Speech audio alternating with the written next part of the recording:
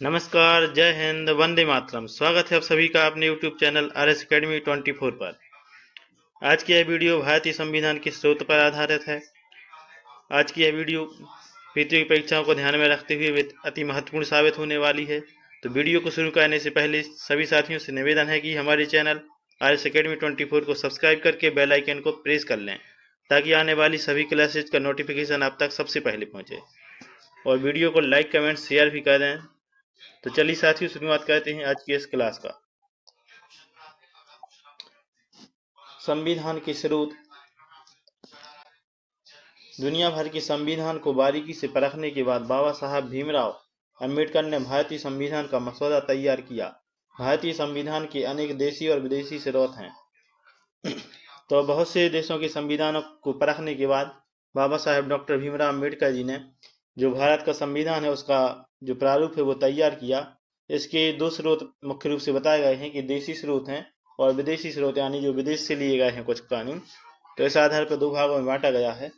इसके जो देशी स्रोत हैं वे हैं: भारतीय संविधान पर सबसे अधिक प्रभाव भारतीय शासन अधिनियम 1935 का है। भारतीय संविधान के 395 अनुच्छेदों में से लगभग 250 अनुच्छेद इसी में से लिए गए हैं। और जो विदेशी स्रोत हैं वो अमेरिका से लिए गए, Britain, Australia, Ireland, Germany, Canada, दक्षिण अफ्रीका, रूस और जापान से। इसके बाद जो एक बहुत ही अच्छा थॉट है डॉक्टर भीमराव अंबेडकर जी का, यानी बाबा साहेब का, कि इन्होंने कहा है कि संविधान के मूल विचारों पर किसी देश का पेटेंट नहीं है, इसमें से अच्छे विचारों को लिया जा सकता है। यानी कि संविधान किसी भी देश का एक दिया हुआ, माने किसी भी देश के विचारों का पेटेंट नहीं, यानी कि अधिकार नहीं है। उसमें जो अच्छे विचार होते हैं वो ले लिए जाते हैं। तो एक बहुत ही बड़ा इंपॉर्टेंट कथन है, क्योंकि ये कथन कई बार परीक्षा में पूछा गया है, इसलिए इसको नोट कर लें IMP लगाकर। तो भारतीय संविधान के विदेशी स्रोत हैं जो, वो सबसे पहले ब्रिटेन से लिए गए हैं। ब्रिटेन से क्या लिया गया है? ब्रिटेन से संसदीय प्रणाली और एकल नागरिकता लिया गया है। संसदीय प्रणाली का मतलब ये होता है कि जो भारत में संसद होती है उसका माने कि कैसे रख रखाव किया जाएगा और संसदीय प्रणाली के तहत कौन कौन से काम किए जाएंगे। और एकल नागरिकता का मतलब है कि व्यक्ति केवल एक देश की नागरिकता ले सकता है। इसके बाद भारतीय संविधान के विदेशी स्रोतों में अगला देश है संयुक्त राज्य अमेरिका। संयुक्त राज्य अमेरिका से सबसे अधिक आने की चीजें ली गई हैं। जैसा कि आप देख रहे हैं, मौलिक अधिकार भी लिए गए यहाँ से। मौलिक अधिकार यानी कि जो मानव के जीवन यापन या फिर अपने देश की रक्षा के लिए कुछ मौलिक अधिकार दिए गए हैं। तो ये मौलिक अधिकार 6 मौलिक अधिकार दिए गए हैं। और निर्वाचित राष्ट्रपति यानी राष्ट्रपति के चुनाव को लेकर भी संयुक्त राज्य अमेरिका से लिया गया है। इसके बाद उपराष्ट्रपति को भी संयुक्त राज्य अमेरिका से लिया गया है। इसके बाद जो न्यायालय की व्यवस्था है वो भी संयुक्त राज्य अमेरिका से ली गई है, कि भारत का न्यायालय कैसा होगा, कैसी इसकी व्यवस्थाएं होगी, ये सभी चीजें संयुक्त राज्य अमेरिका से ली गई हैं। चूंकि एक बात और यहाँ पे इम्पोर्टेंट फैक्ट निकल के आता है, पूछा जाता है परीक्षा में कि सबसे पहले कौन सा देश गणतंत्र हुआ था। तो संयुक्त राज्य अमेरिका सबसे पहले गणतंत्र हो गया था, यानी सबसे पहले आजाद हो गया था। तो सबसे पहले संविधान भी है वो संयुक्त राज्य अमेरिका से बन गया था। और यहीं पर एक और क्वेश्चन बनता है कि किस देश का सबसे बड़ा लोकतंत्र है, यानी कि किस देश का सबसे बड़ा संविधान है। तो यहाँ पर इसका उत्तर भारत होता है। इसके बाद आयरलैंड से भी कुछ चीजें ली गई हैं, जैसे कि राज्य की नीति निर्देशक तत्व आयरलैंड से लिए गए हैं। और राज्यसभा में राष्ट्रपति द्वारा सदस्यों का नामांकन, यानी जब राज्यसभा में राष्ट्रपति कितने सदस्यों का नामांकन करा सकता है, ये दोनों चीजें भी आयरलैंड से ली गई हैं। इसके बाद भारतीय संविधान के विदेशी स्रोतों में अगला देश है जर्मनी। जर्मनी से क्या लिया गया है? आपातकाल। यानी कि आपातकाल का मतलब ये होता है कि जब देश संकट या फिर मुसीबत की स्थिति में आता है तो आपातकाल लगा दिया जाता है। आपातकाल 3 तरह के होते हैं। एक है राष्ट्रपति द्वारा राष्ट्रपति शासन लगा दिया जाता है राज्य में, जब राज्य में सरकार गिर जाती है। इसके बाद वित्तीय आपात होते हैं, और युद्ध के समय भी आपात लगा सकते हैं आपातकाल।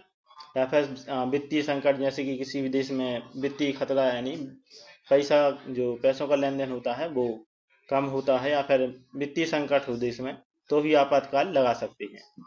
इसके बाद जापान है। जापान से विधि द्वारा स्थापित प्रक्रिया ली गई है।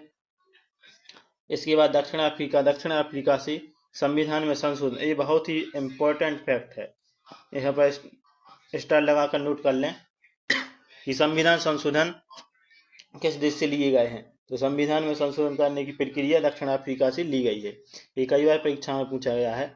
इसके बाद है ऑस्ट्रेलिया। ऑस्ट्रेलिया से संबंधित सूची का विभाजन किया गया है।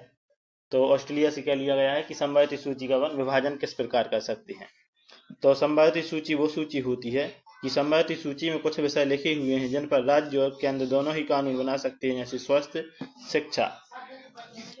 तो संबंधित सूची ऐसी सूची होती है जिस पर केंद्र और राज्य दोनों अपने तरीके से कानून बना सकते हैं, जैसे कि स्वास्थ्य है, स्वास्थ्य के ऊपर भी देश और राज्य अपने अपने तरह के कानून बना सकते हैं और शिक्षा में भी बना सकते हैं अपने स्तर से। इसके बाद भारतीय संविधान के विदेशी स्रोतों में अगला देश है रूस। रूस से क्या लिए गए हैं? मौलिक कर्तव्य। मौलिक कर्तव्य वे कर्तव्य होते हैं जिससे अपने देश के प्रति हमारे लिए सम्मान बढ़ता है, या फिर हमें सम्मान करने की बात कही जाती है देश के प्रति।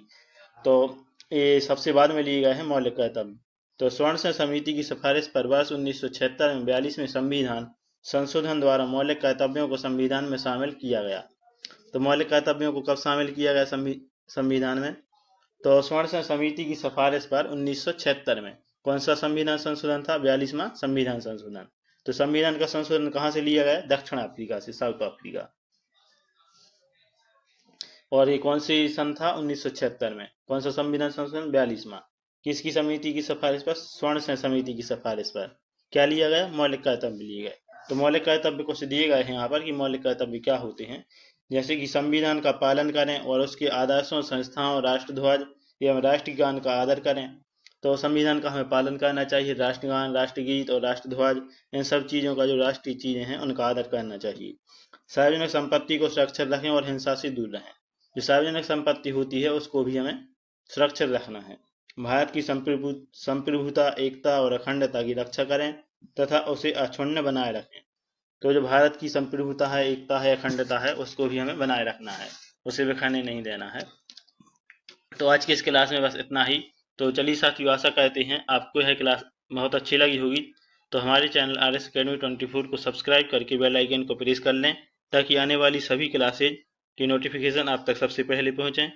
और हमारे चैनल पर लगातार क्लासेज आ रही हैं, जैसे कि पॉलिटी देख लें, हिस्ट्री देख लें, ज्योग्राफी देख लें, सभी तरह की क्लासेज आ रही हैं। सुबह से लेकर शाम तक लगातार क्लासेज आती रहती हैं। तो चैनल को सब्सक्राइब करके अपनी तैयारी को बहुत अच्छे से कर सकते हैं।